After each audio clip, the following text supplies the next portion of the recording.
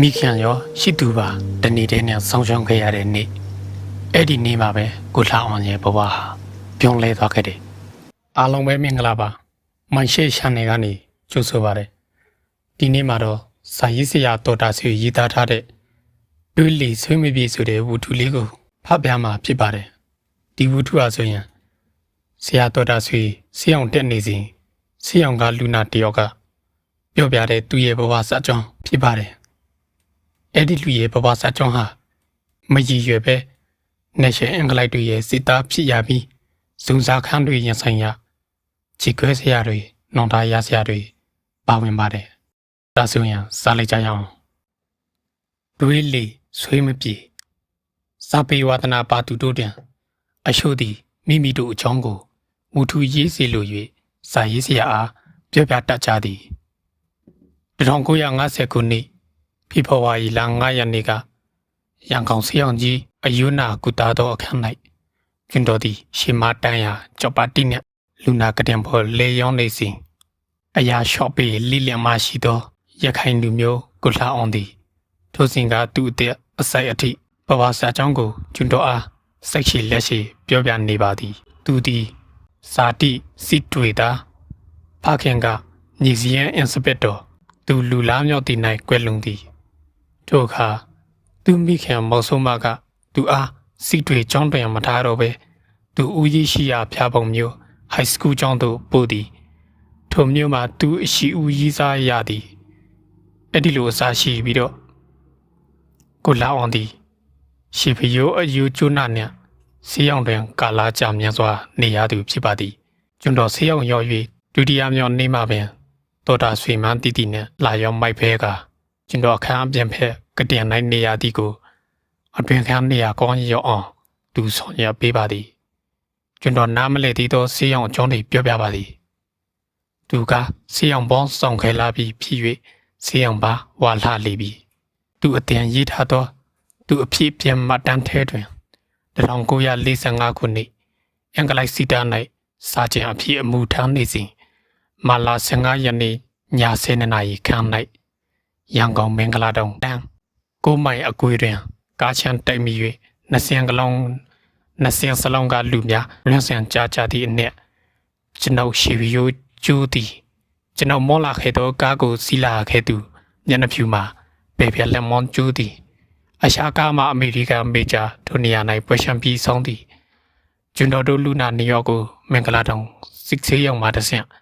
မက်ထီလာတို့ထိုမှတဆင့်ကာလာကတာမြို့ပါယစ်ပူဆေးရောင်ကြီးတို့ယူဆောင်သွားကြသည်ကျွန်တော်မိုက်ဆွေမျက်နှာဖြူမှာတို့ဆေးရောင်တွင်လက်မောင်းကိုဖြတ်ပြလိုက်ရပြီး15ရက်အကြာတွင်အင်္ဂလန်သို့ယူဆောင်သွားလေသည်ကျွန်တော်မှာကံကောင်းထောက်မ၍ရှိတော်ကိုမဖျားရသို့တော်တော်နဲ့မပြော့ပါယစ်ပူဆေးရောင်၌3လကျော်ကြာသည်တွင်ကလားတွေကြားတဲ့နေရတာညင်ငွေလာသည်နှင့်ကျွန်တော်ဆန္ဒရပင်ရန်ကုန်ဆေးရောင်ကြီးတို့ရောက်ခဲ့ရသည်ရန်ကုန်ရောက်ပြီး2လများအကြာမှာပင်အင်္ဂလိပ်စီတာသည်ပမာပြည်တွင်ရောက်တိုင်းတော်မူဖြစ်၍ကျွန်တော်ကိုမလိုတော့သည်နှင့်အလောင်းမှထုတ်ပြလိုက်တော့သည်ရန်ကုန်ဆေးရောင်ကြီးတွင်7လများကုသပြီးသည်နှင့်ကျွန်တော်ကောင်းကောင်းလမ်းလျှောက်နိုင်၍မိမျိုးတို့တွားကရအလောက်စိတ်တောင်းမှာစိတ်တာစရေးလောက်ပါသည်ထိုမှာစိတ်တာအလောက်ကိုညှိငွေတစ်ဖြန့်တိတော်ဖက်သို့ပြောင်းလိုက်ရာမော်လမြိုင်မျိုးတို့ရောက်ခဲ့လေသည်ရင်း၌ကျွန်ုပ်မားလေပြီတိတော်ပဲ၌ခရီးချမ်းအလောက်များပေရာက1949ခုနှစ်နေဦးတွင်ရှေဖမိုးအယူကျိုးတန်ရာပြောင်းပေါ်လေပြီ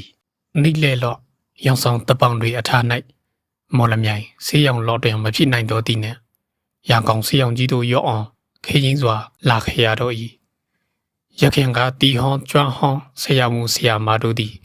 ကျွန်တော်ကိုစီချိုလျာရှိသလိုပင်တွေ့ရလေ၏ဤကကိုလာအောင်နဲ့ကျွန်တော်တွေ့ရသောသူ၏နောက်ဆုံးရှိနေဖြစ်ပါ၏သူစာလန်းအစားကကျွန်တော်မော်လာအောင်သည်မရည်ရွယ်ပဲနဲ့အကျောင်းအားလျော်စွာအိန္ဒိယပြည်သို့ရောက်သွားရသည်မှာလူငယ်တို့ပါဤစားဤတန်ရောစင်ကြောင်းဟုဆိုရပေမည်အကျောင်းမှာ1941ခုနှစ်ဒီဇင်ဘာလဂျပန်များပမာပြည်ကိုစတင်ပုံကျဲ၍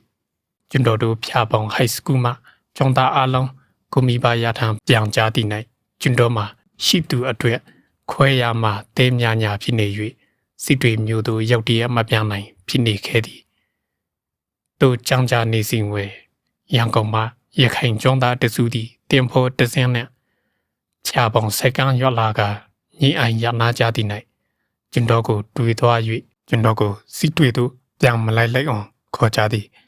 ထို့ကြောင့်ရှိသူအတွက်မရှိသောနှလုံးနှင့်တင်ဖို့ပေါ်သို့တက်ခဲလေသည်ထိုရိုင်၌တင်ဖို့များသည်ပြန်လေကျွန်းကိုမတော်နိုင်တော့ပြီဖြစ်၍ယခုကျွန်တော်တို့တင်ဖို့သည်အထက်သို့ဆန်တယ်မည်ပတွန်းရောက်တော့ကျွန်တော်တို့ကတောင်ကောက်လမ်းမှရခိုင်တို့ကောင်းကျွန်းလမ်းတွားကြမည်တီတို့ရတွင်ထိုစဉ်၌ပတွန်းတောင်ကောက်လမ်းတွင်ဝမ်းယောဂတွေဖြစ်နေလေရာကျွန်တော်မှခရီးအစားတွင်ပင်ဝမ်းယောဂရ၍ပြည်မျိုးဆေးရောင်တို့အမြပူရှင်းခံရသည်အဖို့များကကျွန်တော်ကိုစောမနေနိုင်ကြတော့ပြီတို့ဖြင့်ကံကောင်းထောက်မှ၍ကျွန်တော်ဝမ်းယောဂပြောကန်းသည့်၌လကောင်းဆေးရောင်တွင်တီကျွမ်းရသောမျက်နှာဖြူခရီးကြောင်တို့နှင့်တင်ပေါ်ကျွန်းဆန်တက်သွားပြီးနီချီနာမျိုးမှတဆင့်ကောင်းလန်းဖြင့်အိန္ဒိယပြည်သို့ရောက်ခဲ့ရလေ၏ကျွန်တော်ကြီးရွယ်ချက်မှာအိန္ဒိယရောက်လင်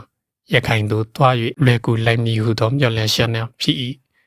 သို့သောကျွန်တော်စီတကောမျိုးရောက်သောအခါတွင်ရခိုင်ပြည်ကိုဂျပန်များရောက်နေလေပြီအင်္ဂလိပ်ပိုင်နှင့်ဂျပန်ပိုင်နှင့်အခုအတန်းမရှိရတော့ထို့ကြောင့်ပမာပြည်တွင်အတူလိုက်ခဲ့သောအင်္ဂလိပ်အရာရှိမစ္စတာဘယ်လီကျေးဇူးဖြင့်စီရိုက်ခါရုံးတွင်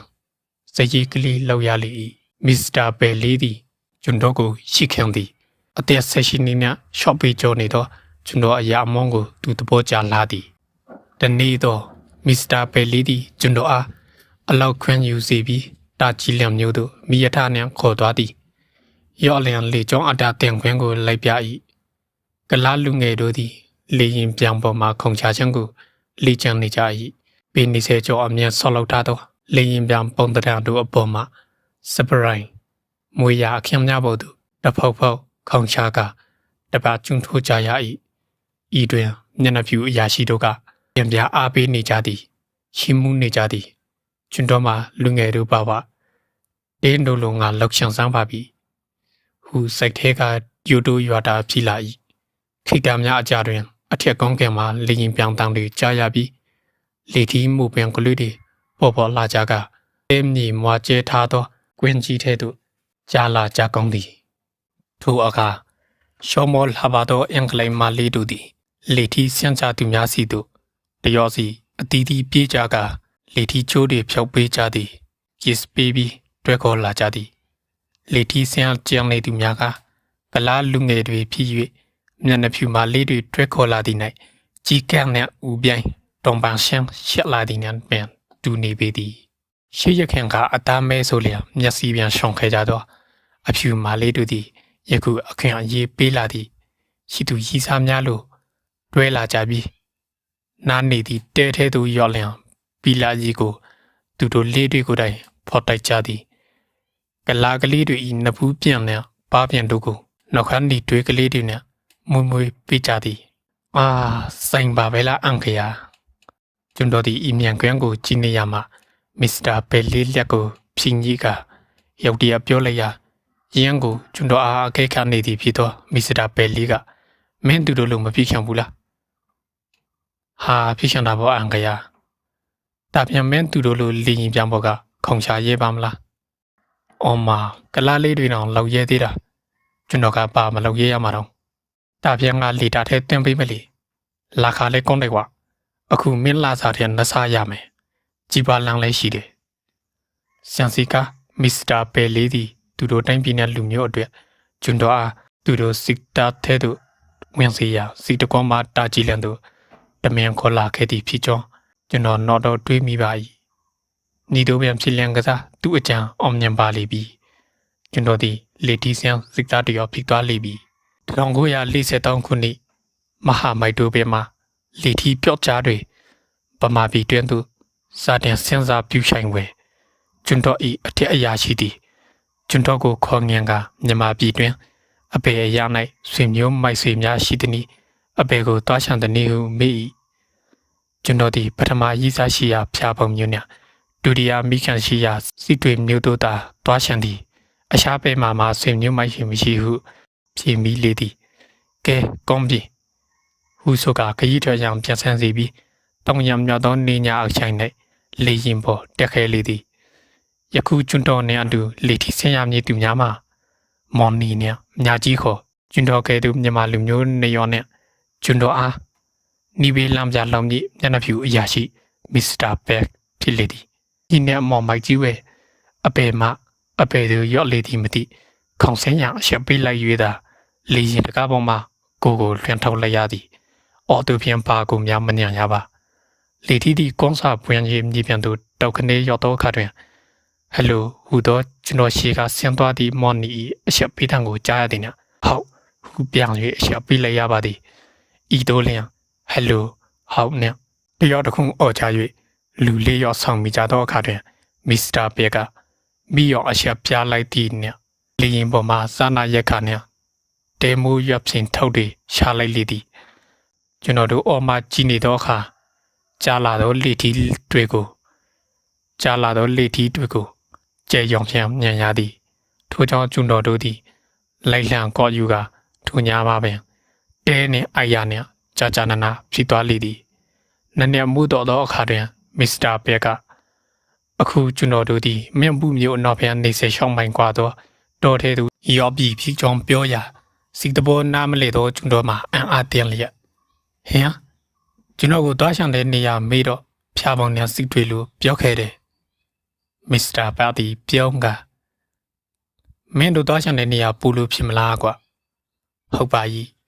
ကျွန်တော်သူပြောတော့မှစဉ်းစားမိပါသည်ကျွန်တော်သာရီးစားစီတော်လကောင်းရောက်ရှိသွားပါမူယခုကြောင်ရတော်မည်သူချိုတာဝန်ကြီးကိုတက်ဆုံဆောင်ဖျားထမ်းဆောင်လိုက်အောင်လောမော်နီညံများကြီးလဲညှဉ်းညူကြ၏သူတို့မှတယောက်ကမုံရတာတယောက်ကမော်လမြိုင်ပါမာရိုင်ဖယ်တန်နဲ့အိန္ဒိယတို့ပါခဲ့သူများကျွန်တော်လူပြန်စာတီထားနေသူပြောင်းဆန်ကြပေးလိုက်မည်နိုင်ငံရေးနဲ့တိုင်းပြည်ရှိ၍စစ်ထဲဝင်ကြသူများမဟုတ်ဝမ်ရေးကြောင့်သာတို့ရတဲ့ဂျပန်ကိုမွန်တီဖို့အင်ဂျက်ရှင်ကသူတို့ကိုယ်တည်းထိုးပေးပြီးသားဖြစ်လေသည်ထို့ကြောင့်တို့ကိုကအားပါတယ်ကွာဟိုညှဉ်းညူပြီးကြသည်နဲ့အရှာမဲ၌မစ္စတာဘဲ၏အမိုင်းကိုနာခံဖို့သာအတင်ရှိကြရတော့၏မစ္စတာဘဲသည်မြေပုံကိုဖြန်းကလက်နဲ့ညွန်ပြလျက်ဟောတာကမင်းဘူးမျိုးတာကတို့အခုရောက်နေတဲ့နေရာဒီကြားထဲမှာရွာ3ရွာရှိတယ်ပထမရွာကအေးအခုတို့နေရာနဲ့9မိုင်กว่าတယ်ဒုတိယရွာက B အေးနဲ့10မိုင်กว่าတယ်တတိယရွာ C က B နဲ့6မိုင်กว่าတယ်အဲ့ဒီ C နဲ့မင်းဘူးက3မိုင်ပေါ်26မိုင်အဲ့ဒီ3ရွာအနက်မင်းဘူးနဲ့3မိုင်กว่าတဲ့စီမှာဂျပန်တွေလေရင်ကွင်းဆော့နေတယ်ဒုံမျက်နှာဖြူစစ်သား90ကျော်ကိုတောင်ပန်းအဖြစ်နဲ့ညင်ပန်းခိုင်းစီနေတယ်ဆိုတာသိရတယ်အခုတို့တီလာတဲ့ရွေချက်ကသူတို့လေရင်ကွင်းအရှိန်တွေကိုစုံစမ်းဖို့နဲ့ဒုံမျက်နှာဖြူစစ်သားတွေကိုကယ်ဆယ်ဖို့ပဲဒီတော့တီရွာ3ရွာကိုမင်းတို့အတီးတီးသွားနေကြပြီးငါစီကိုတဆန်တတိယပူကြရမယ်ကဲဘယ်သူပေမနေရမယ်ဆိုတာမင်းနိုင်ကြတို့ရတဲ့ကျွန်တော်တို့လျက်နဲ့နေရသည်မဟုတ်မစ္စတာဘက်ကသူအထင်ပြန်ထားသောမဲလိုက်များကိုသူဟာသူနိုင်၍တယောက်စီခေါ်ပေးသည်ကျွန်တော်ကစီမော်နီကဘီညာကြီးကအေ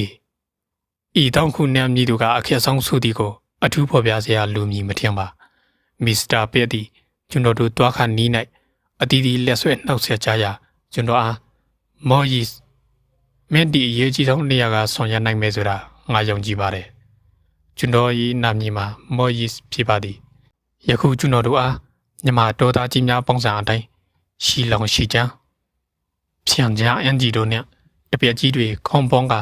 လွယ်အိုက်ကြီးတလုံးစီနဲ့ပေါ်မှာရှော်လောင်ပြူတလက်စီရှိထားသည်ကိုယ်ထဲမှာပိုင်းတရောတပိုက်သားစီလွယ်ပါထား၏ထိုပိုင်းကညမချီတော်သားတို့စီတွင်ရောက်ချ၍ကျွန်တော်တို့နေထိုင်စားတော်မူအတွက်ဖြစ်သည်ကိုပမာပြီဟုဆိုရလျင်ကစား